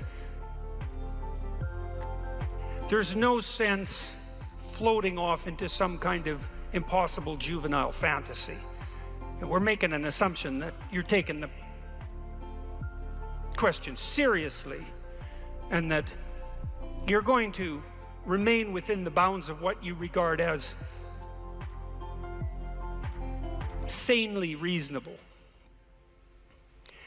So that's the first part. Second part was the opposite of that. It's like, okay, now you've specified a goal, where the goal is, in some sense, both your character and your life. And you've specified that rather vaguely. You only had 15 minutes to write about it. And that's a good thing, because now you have something to move toward. Now, I could tell you this technically. This is an interesting thing to know. People say they want to be happy. That's not true, by the way. If you investigate what people mean when they say they want to be happy, they say, I just want to be happy. It's a very funny phrase. It's, what do you mean, just? Like, there isn't anything harder than that. So you can't just say just, that's all you want. You just want to be happy all the time. That's all it would take. It's like, good luck with that. That's not going to happen. So you can get rid of the just. And then, I want to be happy. Well, maybe. Actually, what people really mean when they say that is they don't want to suffer and be miserable. So really what they mean is they don't want to experience excess negative emotion. And you can find that out if you carefully question people and carefully analyze the answers. You find out they're actually more concerned about avoiding the catastrophic negative than living in a world of hedonistic delight. Now, you also find that while avoiding the catastrophic tragedy, they wouldn't mind having a little bit of hedonistic delight. And so some happiness is interleaved in there. Then you might ask yourself, to the degree that people do want hedonistic delight when they're being happy, what does happy mean? And you might think, well, happy means getting what you want. Happy is how you feel after Christmas dinner.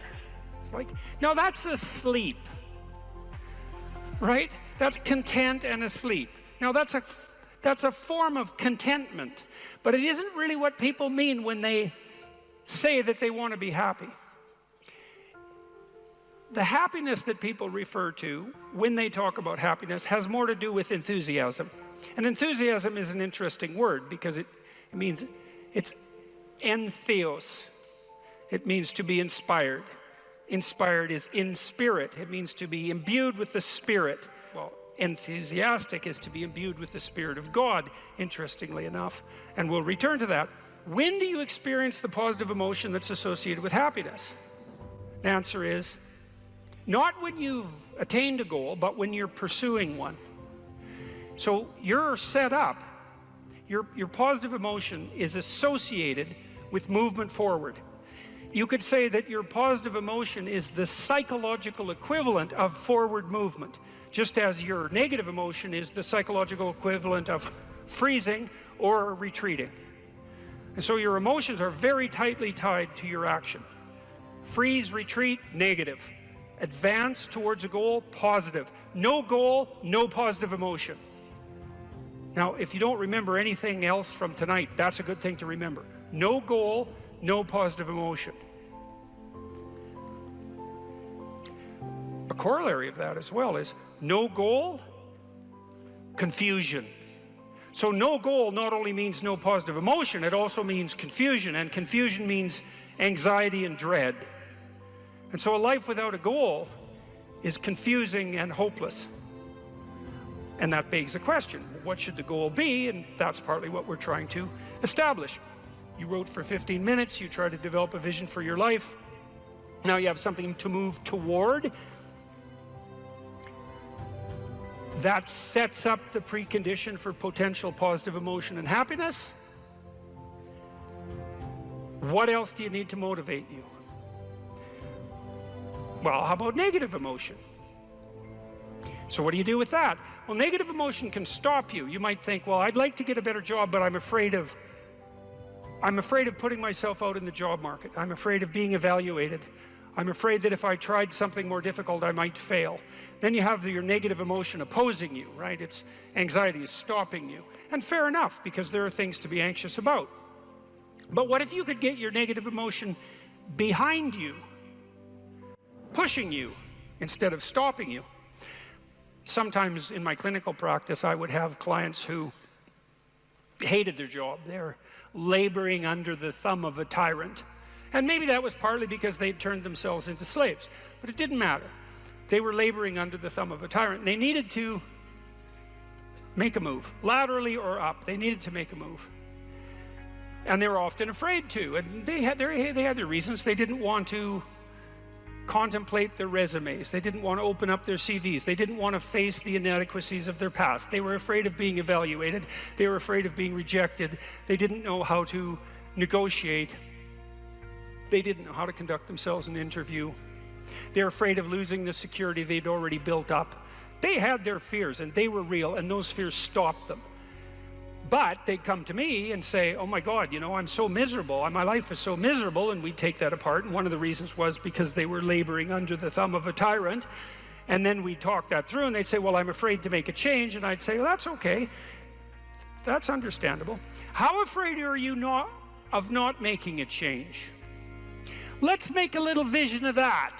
You're 35, you hate your job. What's the consequence? You're not motivated, you don't want to get out of bed in the morning, you're starting to get depressed, you're getting bitter, you're getting resentful, you're getting cynical, you're amotivated at work, you're not doing a very good job, and you're starting to shrink. Now play that out for 10 years. You don't change it, you don't fix it. And what happens? Well, it's not like it's going to get better of its own accord. What's going to happen to you? Well, for sure, at minimum, what's going to happen to you is you're going to be in the same situation, but 10 years older. And if you can't get out of that situation now, what the hell makes you think you're going to get out of it in 10 years? You're 10 years older, you're 10 years more bitter, you're 10 years more cynical. Maybe by that time your marriage has collapsed because who the hell wants to live with you? You're even more of a slave than you were because you've labored another 10 years under the thumb of the tyrant and stepped backwards every time you were asked to, so you got smaller and smaller as the tyrant got bigger and bigger. It's like, think about that, and that means imagine it. Imagine that, okay? Now that's the situation. You're stuck where you are, but it's 10 years from now. And when I say think of that, I mean imagine that. It's like really play it out. It's like, you know how miserable you are now? You're afraid of making the necessary changes, but you know how miserable you are now. Just imagine how miserable you could be in 10 years. And in all likelihood, what you'll find is that you're way more afraid of that than you are of whatever's stopping you in the present. It's really useful to know what your own particular brand of hell might be. And so one of the things we do in this writing exercise is have people do the reverse. It's like, okay, so imagine now, 5 years from now, you've let whatever temptations you're particularly susceptible to have the upper hand. And they've augured you into the ground. You know, one person's an alcoholic, another person's a criminal, another person's living on the street, someone else is like skirting the edges of prostitution, somebody else is narcissistic and bitter, somebody else is depressed and anxious. You know where you would fall off the edge of the earth if you fell off in whatever direction you're prone to fall off. Everyone knows that, but we avoid that. You know, that's rule 3. Do not hide things in the fog. Is that the rule? Do not hide unwanted things in the fog. Yeah, well, we often won't allow ourselves to imagine the catastrophe that we're pursuing, let's say through inaction. That's a good thing to fix. So now you say, well, you think for 15 minutes, that's not very long, about who you could be and what you could have if you could have what you wanted, if you were who you could be. And then you think about what sort of hell you could produce for yourself if you didn't do that. And that's not a bad polarity. It's like, I'm going to get away from that and I'm going to move towards that. And then you have your negative emotion working for you and your positive emotion working for you. And that's a good gradient, and that's a great gradient emotionally, because as I said, you don't experience positive emotion except in relationship to a goal. And if you got a nice gradient on your goal pursuit, then that's going to increase the degree to which you feel positive emotion. And positive emotion, by the way, isn't just about being happy. That's the most trivial part of it in some sense. Positive emotion allows you to focus. It's the soul of concentration. It's the essence of enthusiastic motivation. When you say, I really want to do that, that statement is predicated on the existence of positive emotion. It's the fact that the goal beckons to you that makes you say, I want to do that. And you know how much easier it is to do something you want to do than to do something you don't want to do. And that ease is actually a consequence of the activation of the system that governs positive emotion. And you might ask yourself, well, how powerful a system is that? And I would say, well, almost all of the drugs of abuse that people are most prone to abusing are abused because they activate the positive emotion system. So cocaine, methamphetamine, heroin is also a painkiller, but it has a psychomotor stimulant element. That's the technical term for the pharmacological effect of pharmacological agents on the positive emotion system. Psychomotor stimulation. Psychomotor because it's associated with movement forward. And cocaine is such a powerful drug because it makes you feel like you're doing something worthwhile. That's the system it hyperactivates. And so it's a primary system of motivation. It's as old as forward movement itself. It's a cardinal source of meaning. And it only manifests itself in relationship to a goal. Something like a general theory of meaning. That's really what I've been working on, I would say, for 35 years, something like a general theory of meaning. And so I'm going to see if I can deliver the whole damn thing in 35 minutes, so which I've never really been able to manage, but I've had a lot of practice, so maybe this is the night. So, okay, so the first thing I want to tell you about is a little bit about how you perceive things, because it's very important to know how you perceive things. And you don't perceive very much, by the way, because, well, there's a lot of the world, way more than you can possibly imagine, and there's not that much of you, and so a lot of information is coming in through a very narrow channel, and it isn't easy, given the fact that all that information exists, it isn't easy to figure out how to narrow that channel so that the information you get is the information that you need. It's information you need that also gives you a grip on the world, right? It has to be practically useful, true and practically useful, something like that. It's a very, very, very, very difficult problem to solve. And a lot of it you don't even really solve, because you can't.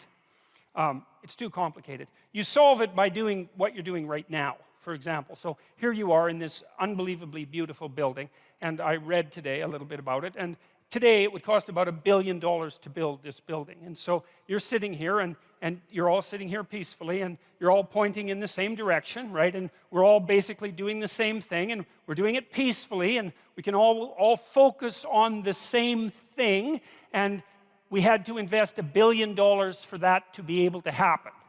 And so you think about that, is that part of the way your society solved the problem of the complexity of the world for you was by investing $1 billion in what, how long did it take to construct this place? 15 years, something like that. Maybe it was longer.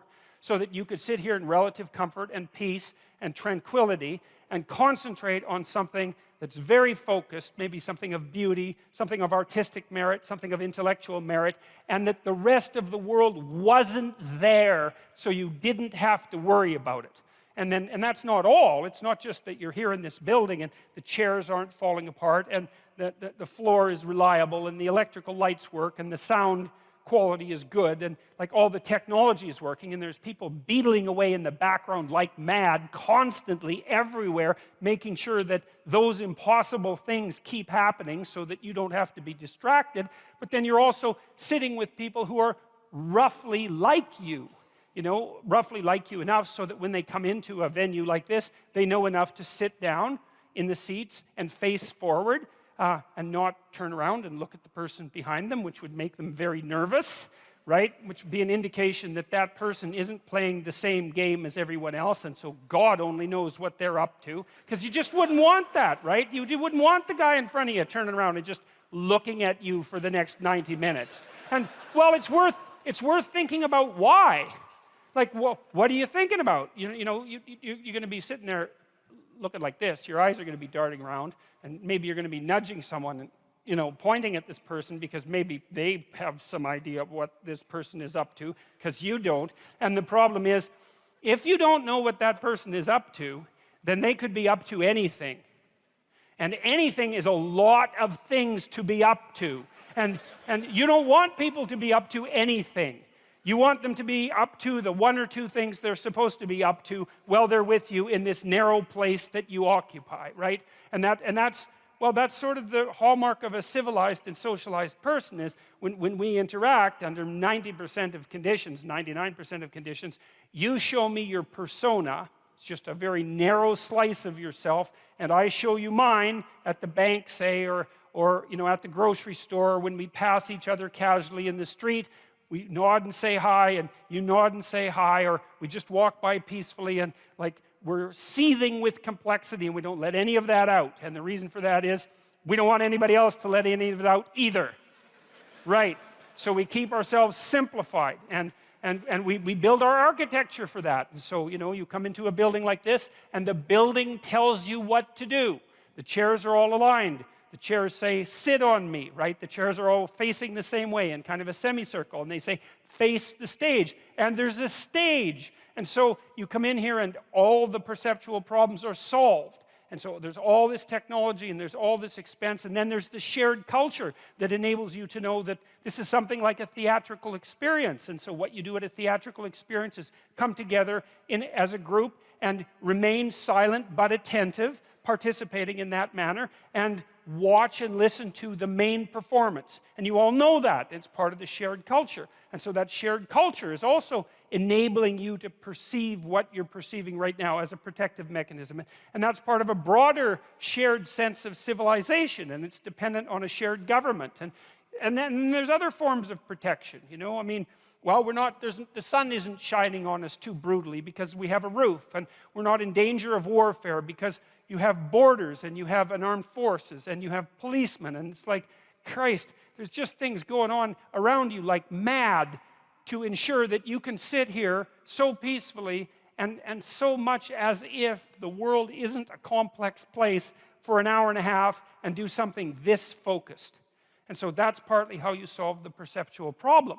You don't see the world that much. You screen a lot of it out. Now, there's a good illustration of this. A psychologist named Dan Simon did this famous experiment, which he called Gorillas in Our Midst. And some of you know about it, but I'm going to go over it because it's such a fun experiment to talk about, because it's so ridiculous and so illuminating, and because it's so relevant to what I want to continue talking to you about. So here's the deal. You go into Dan Simon's lab. He was at Harvard 20 years ago when he did this, and he was interested in this phenomena called change blindness. You see those kids' books sometimes where there's picture 1 and picture 2, and you're supposed to look at picture 1 and then look at picture 2 and see what's changed. It's actually hard. You look at picture 1, you say, well, I saw that. And then you look at picture 2, and it's different, but you can't see the differences. And you have to really compare back and forth before you can check out the differences. And that's what perception is like, is you're very blind to change, way more than you think. And way more than anybody thought before Simon did his experiments. And so he did this crazy experiment. So here's the setup. Video camera set up in front of a elevator bank, right? And so the camera would be here, the elevator bank would be about here, so it's pretty close-up shot. There's 6 people participating, 3 of them dressed in black, 3 of them dressed in white. The white team has a basketball, the black team has a basketball. They fill the whole screen, so it's not like they're way over in the corner this high and you can barely see them. They fill up the whole screen. You can detect their facial figures. It's close shot. You see their whole body, but it's clear. There's no tricks in it. And you sit there, and you're the experimental subject, and the psychologist or his assistant says, okay, here's your task. And you're there to be focused on a task, apparently, because you're in a university and you're in a lab and you'd expect to be focused on a task. And so you're already primed for that and you're willing to go along with it to be obedient. But to be a good sport, let's say, that's better than obedient. And you want to do a good job because it's intimidating to be in a lab like that. And so you want to do a good job of whatever you're supposed to do. Unless you're a troublemaker, and you're probably not, because you wouldn't go into the lab to begin with if you were a troublemaker. So Simon says, count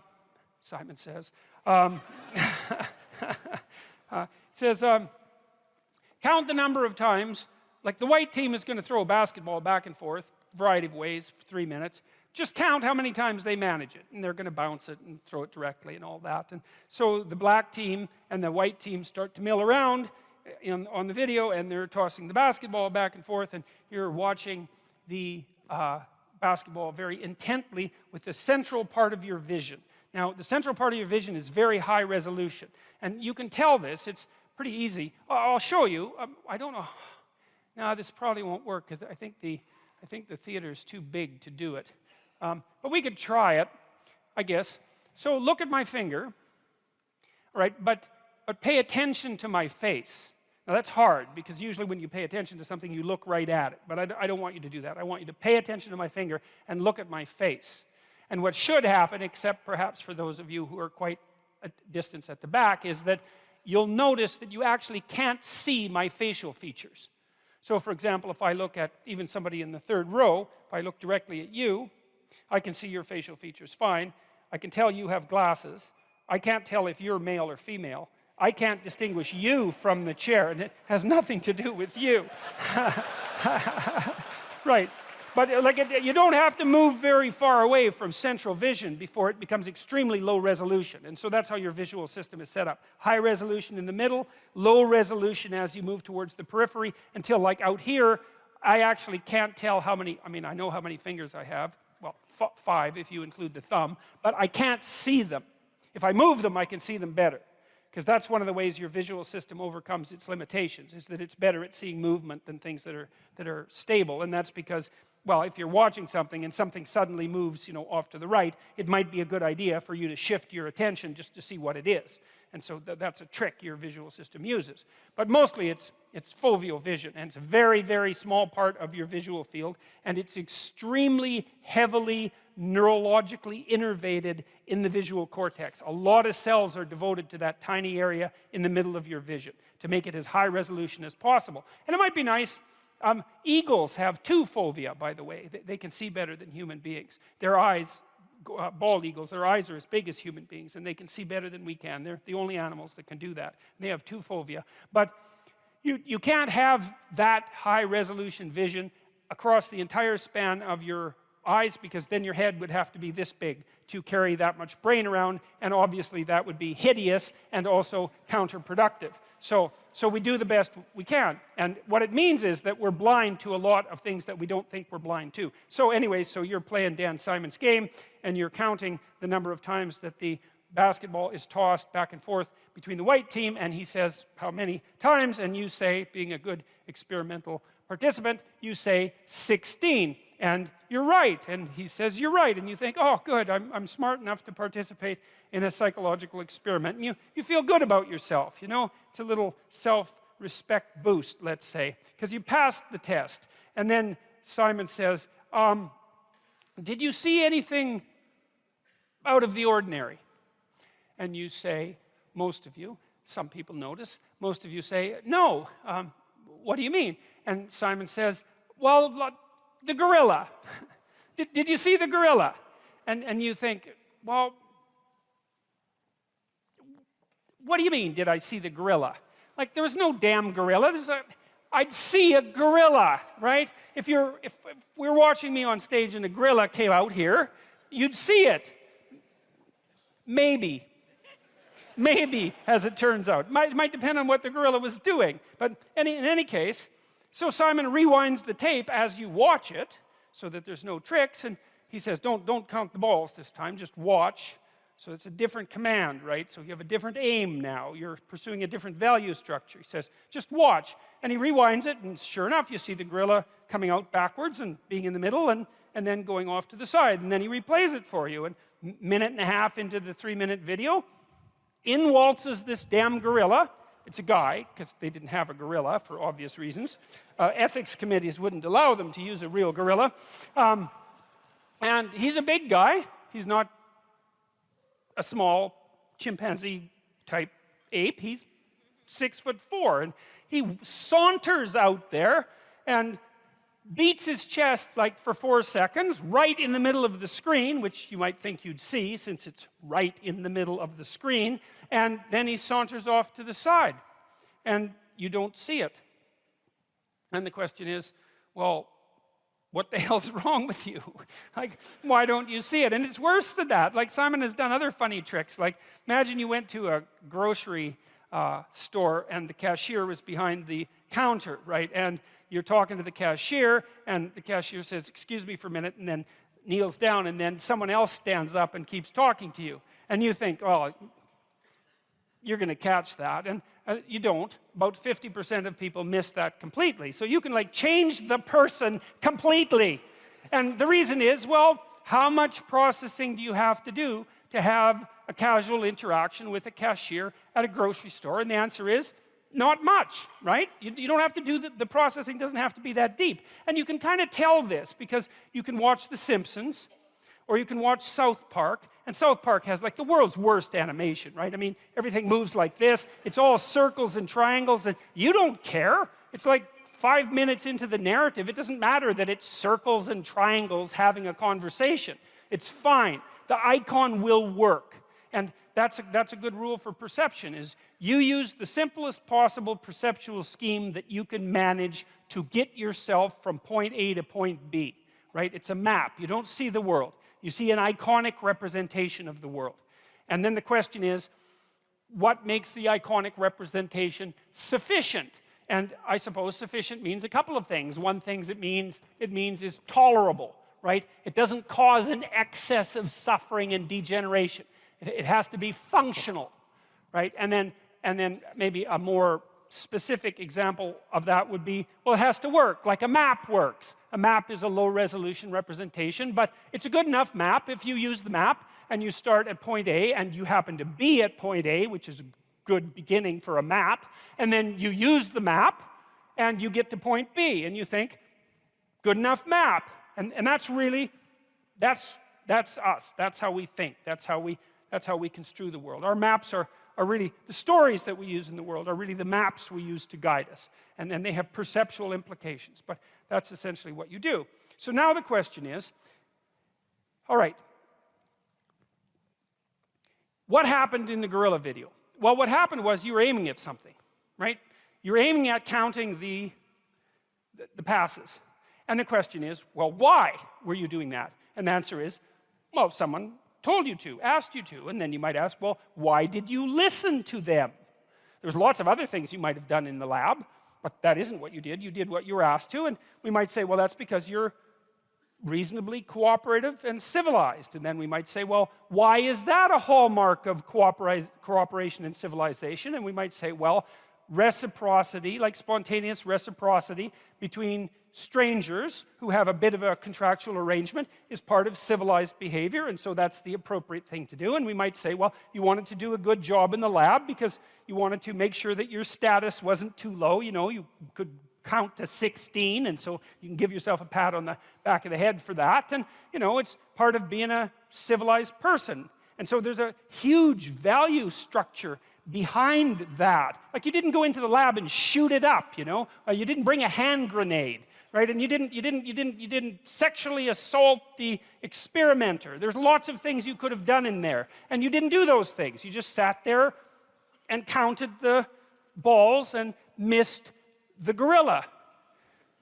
Okay, so, and there's complicated reasons for that. There are deep reasons for that. And so there are deep reasons for how you perceive things and why. I had an interesting experience the other day. I went to the keg. I go there because I have food allergies, and they're very careful with people who have food allergies. And the waiter took me to the table, and he said that he had been watching my lectures, and that's a very common experience. And he was happy about that, and he said that he'd had 2 promotions at the keg in the last 4 months because he'd been watching my lectures. And I really found that an affecting experience because, you know, you might say, well, he's working as a waiter at the Keg and there's nothing particularly heroic about that. And I disagree with that, actually, because I don't care where you're located, you can do a hell of a job, and I mean that literally. You can take whatever job you have and you can make it a real nice little piece of absolute misery. Or you can act like a civilized human being and notice that no matter where you are, there's a richness and a complexity that's completely inexhaustible right at hand. And then you can take that seriously and you can say, well, I happen to be a waiter at the Keg, and he's a young guy, and perhaps that isn't where I want to end up, but it's not nothing. It's a rich environment, and I can make it a lot better if I want to. I can get along properly with my coworkers and not gossip behind their back, and I can treat my customers properly, and if an opportunity comes my way, I can take it, and I can see what happens. And so he said that's what he had started doing, and that things were working out much better for him. He was in a much better job than he was 3 months ago. In 3 months, that's nothing, right? I mean, that's a nice trajectory. It's an uphill trajectory, and that's what you want, really. An uphill trajectory is actually even better than being somewhere good, as far as I'm concerned, because one of the things that really makes your life meaningful is the clear realization that you're headed somewhere better than you are now. And then it's even better if you also understand that there's a direct causal relationship between the things that you're doing and the steepness of that incline. And so I get a lot of letters from people like that, and they say, well, you know, I've been listening to these lectures and I decided that I'm going to try to take responsibility for my life, and so I've started to stop doing all the stupid things that I know that are stupid, that I know I shouldn't be doing, and I've started doing some of the things that aren't stupid that I know I should be doing, which seems pretty obvious, really, if you think about it. But obvious though it may be, that isn't necessarily what people do. And then they write and say, you can't believe what difference that makes. And they're thrilled about it. And so I'm thrilled about it when I get letters like that, because I really don't experience anything as better than a letter like that or a message like that, because it's so good to see things that aren't so good replaced by something better. And I really do think it's an open question. I truly believe it's an open question to what degree we could make things better if that's what we actually aimed at doing.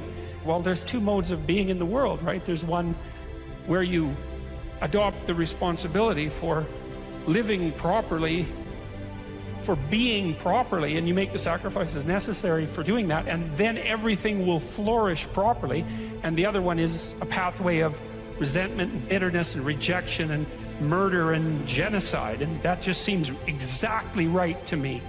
And so if the positive path beckons, if you can actually see what it is, if you can lower yourself enough to see what it is. Carl Jung said once that modern people didn't see God because they didn't look low enough. It's a phrase I really, really like, because people denigrate the opportunities that are right in front of them. And there's no reason to do that, because what's right in front of you is the majesty of being. That's what's right in front of you. It's inexhaustibly complex and full of potential, and there's no reason to assume that wherever you happen to be isn't as good a starting place as anywhere else. Now, you know, I know some people have terrible, terrible lives. They're in situations that are absolutely unbearable, but I also do know that even situations like that can be made a hell of a lot worse by the worst kind of attitude, that's for sure.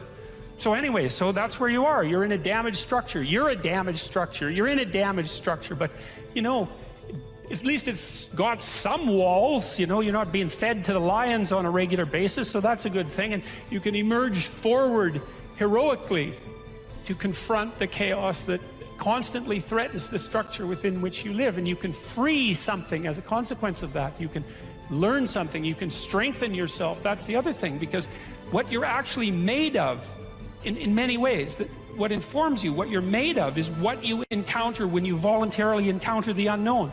And so the more you voluntarily encounter the unknown, the more you get made of, and the more you get made of, the more there is to you, and then the more you're good at encountering the unknown and restructuring order and calling forth proper order out of the potential of being. And God, you got to think, why wouldn't you do that, since you can do that? And it's an endless mystery. You know, I think part of it is that people don't aspire to the highest good because they're deeply ashamed of themselves and their weaknesses and their insufficiencies. And that's not the only reason. I mean, there's the desire to avoid responsibility, and there's all the negative motivations as well, like resentment and hatred and the desire to make things worse. I don't want to, you know, give us too much of a break, but it's something like that.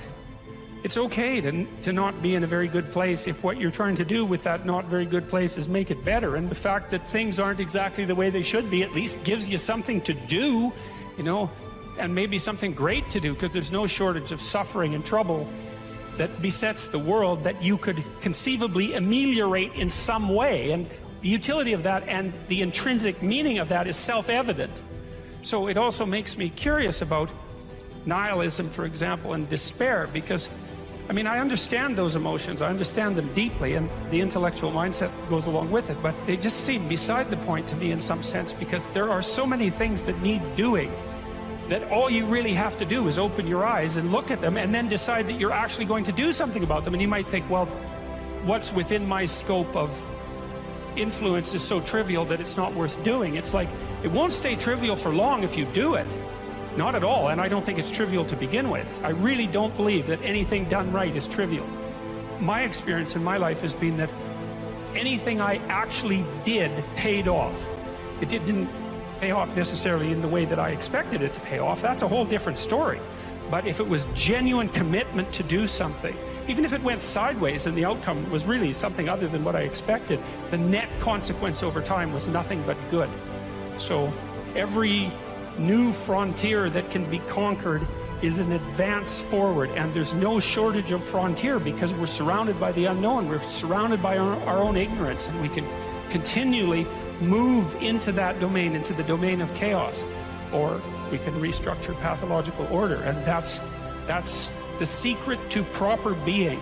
And so then you encounter chaos that way, you know, and then you can regard yourself as the sort of entity that, despite its insufficiency, has the capability to conquer chaos, despite the danger of that. That's the other thing, because the fact that you're fragile is actually a precondition for your heroism, because if you weren't fragile, then there'd be nothing heroic about doing something difficult, right? Because if you couldn't be hurt or damaged or defeated or end up in failure, then where's the moral courage in the endeavor? It has to be that the fragility is built into the courage.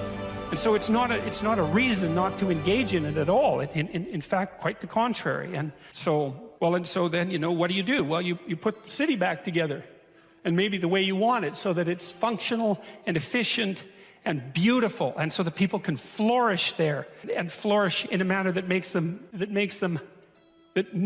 feel that the unbearable catastrophe of being is worth it for the experience. That's what you're aiming at.